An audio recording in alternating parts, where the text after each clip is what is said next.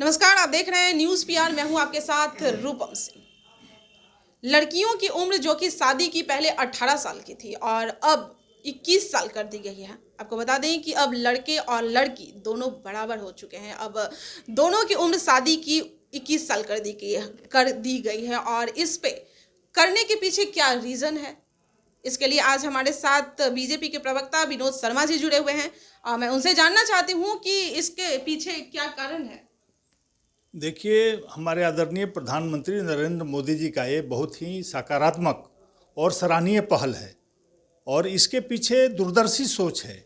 आज हमारी माँ बहनें को सशक्त करने का शुरू से उन्होंने अभियान चलाया है, उनको बराबरी का हिस्सा देने का प्रयास किया है और इससे हमारी जो बहनें हैं जो पढ़ती हैं लिखती हैं, 18 से पहले जो शादी कर दी जाती थी उस पर सबसे पहला रोक लगेगा और उनको मौका मिलेगा अपने उत्कृष्ट जो योग्यता है उसको प्रदर्शन करने का। शिक्षा के क्षेत्र में, खेल के क्षेत्र में, अध्यात्म के क्षेत्र में, जिसमें भी वो चाहेंगी, वो काफ़ी प्रौढ़ हो चुकी होंगी 21 तक और निश्चित रूप से उनका उच्च प्रदर्शन होगा, उनकी क्षमता ज़्यादा नज़र आएगी और निश्चित रूप से इसका असर पूरे देश पर दिखेगा, समाज पर दिखेगा और समाज को भी वो रास्ते पर लाने का काम करेंगी।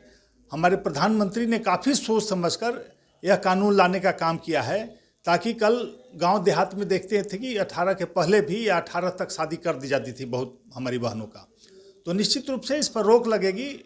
एक कानूनी हक मिलने के बाद लोग सोचेंगे कि ऐसा गलती ना करें, क्योंकि इसके बाद कार्रवाई भी होगी। अगर ऐसा कोई करेंगे गलती से तो उन पर कार्रवाई होगी और ये बाध्यता हो जाएगी कि 21 के बाद ही आप किसी भी लड़की का शादी कर सकते हैं और निश्चित रूप से महिला सशक्तिकरण का एक बहुत बड़ी कड़ी साबित होगी। और आप देखेंगे कि राष्ट्रीय स्तर पर हमारी महिलाएं बहनें जो अपना प्रदर्शन करते रही हैं पढ़ाई के क्षेत्र में, चाहे किसी क्षेत्र में, खेल के क्षेत्र में और दूसरे क्षेत्रों में भी, व्यवसाय के क्षेत्र में, तो उनको अच्छा अवसर मिलेगा और पढ़ने का भी मौका मिलेगा और इसका फ़ायदा पूरे देश और समाज को मिलेगा।